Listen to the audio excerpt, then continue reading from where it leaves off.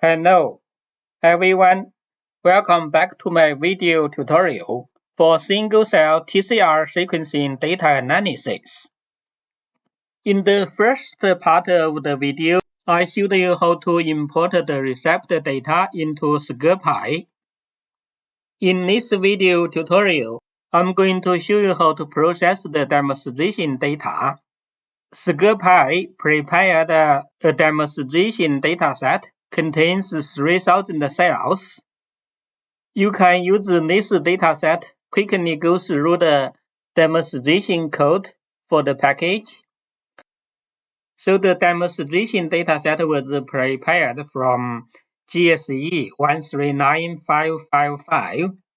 This is the dataset that I showed you how to import receptor data in the first part of the video. So first we need to load all the packages.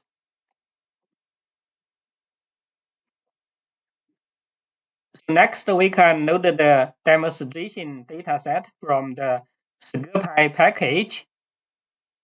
We will load it as mdata. We can have a look at the mdata. You can see in the mdata we have two modalities. One is the GNX. This is the data for single-cell RNA sequencing analysis. You can see it contains 3,000 cells and 30,727 genes. You can see the observations, unstructured layers, multiple layers for the observations. You can see in the observations we have the cluster origin, patient, sample, and source information. We also have the T-cell receptor expression data in 3,000 cells. So we can use this code to look at the observations in the single-cell RNA sequencing data. Let's run. You can see the row names are the cell barcodes. We have the cluster origin. You can see here is the cell type that are analyzed by the original publication. And we also have the patient information, sample information, and the cell source from different tissues. NAT means normal adjacent tissue. Non-tumor tissue, we also have cells from the peripheral blood. Next, we can have a look at the observations in the TCR sequencing data. You can see the row names are the cell barcodes. We have the high confidence is the cell information for the TCR sequencing data. And also we have the clone type origin information for each cell. So you know the metadata information in both single-cell RNA sequencing data and TCR sequencing data. Next, we can process the single-cell RNA sequencing data. First, we can filter the data. We are going to keep genes that express at least in 10 cells, and keep cells that have at least 100 gene expression. So let's filter the data using the threshold we set here. After the data filtration, we can run a scMPy workflow to cluster the cells. We will normalize the data, logarithmize the data, then identify highly variable genes in this dataset. After that, we scale the data, then perform linear dimensional reduction PCA. After PCA, we identify the neighbors, then perform nonlinear dimensional reduction analysis UMAP. We also run the latent method to identify the cell clusters. After the scMPy workflow, we update the mdata to store the information from this analysis. So let's run the scMPy workflow now.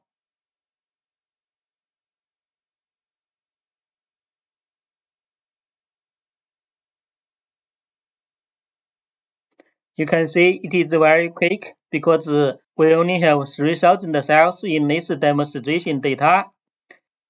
So after the analysis for the single-cell RNA sequencing data, we can have a look at the observations. That's the metadata for the single-cell RNA sequencing data. We can have a look at it again.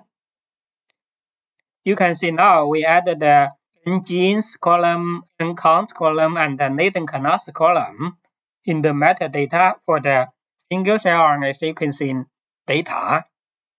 Because we connect the cells now, we can plot some UMAP to see the cell canisters, and also I showed you we have the cell types from the original publication. We can also plot the cells according to their cell type analyzed by the original publication. Let's make the plot now. You can see we generated two figures. On the left-hand side, the figure shows the latent canisters that we analyzed today. And on the right-hand side figure, you can see the cell types for each cell. Because we have the cell type information, so we are not going to annotate the cell type today. I'm not familiar with the cell markers for different subtypes of T cells. Normally, we just use T cell marker genes to identify T cells. For example, we can use CD8A and CD4 to identify CD8 positive T cells and CD4 positive T cells. So let's run CD8 and CD4 marker genes. We can run. You can see now we have two figures. CD8 enables cell canisters in this area, and you can see CD4 positive cells don't express high-level CD8 mRNA. Because we have the metadata for the patients and the sample information, we can also use the sample and the patient information to make the plot. Let's run. You can see on the left-hand side, the figures show which cell comes from which sample. You can identify by different colors. And on the right-hand side, you can see which cell comes from which patient. So we analyze the single-cell RNA sequencing data in this demonstration dataset. Next, we can analyze the T-cell sequencing data. First, we need to create a chain index for the receptor data. We can use the indexed chains function to do the analysis. If we run, you can see it is filtering the chains, and it created an index for the VJ chain. This is the TRA chain, and also created the index for the VDJ chain. This is the TRB beta chain. And also it built a result array to save the index for the alpha and beta chains. We can have a look at the TCR data after the analysis. If we run, you can see now we have the chain index in the TCR sequencing data. The second analysis is to perform the quality control for the TCR sequencing data. We can use the chain quality control function. If we perform this analysis, we will add a summary about the immune cell receptors compositions to the TCR sequencing data. Let's run the quality control analysis. You can see it stored the receptor type, receptor subtype, and chain pairing information in the TCR sequencing data. We can use the plot group abundance function to look at the quality control metrics. First, we can plot the receptor types. You can see in this dataset, we only have the sequencing data for the T cell receptor. We don't have the cells for the B cell receptor. You can see we have 3,000 cells in total, and also it shows the cell origin from tumor, normal adjacent tissue, or blood samples. Next, we can have a look at the receptor subtypes. You can see in this dataset, we have TRA and TRB receptor subtypes. And the third quality control matrix is very important. The chain pairing, we will use this information to filter the TCR sequencing data. Let's run the plot first. You can see now in the plot, it divided the receptor expression information into single pairs TRA and TRB, then orphan VDJ. This is the information shows cells that only detected beta chain, and the orphan VJ is the information for cells that only detected the alpha chain. Then extra VJ and extra VDJ means the cells that have one pair of TRA and TRB receptor, but also have an extra TRA or TRB receptor. The multi-chain I explained before, those cells could be double need or triple need.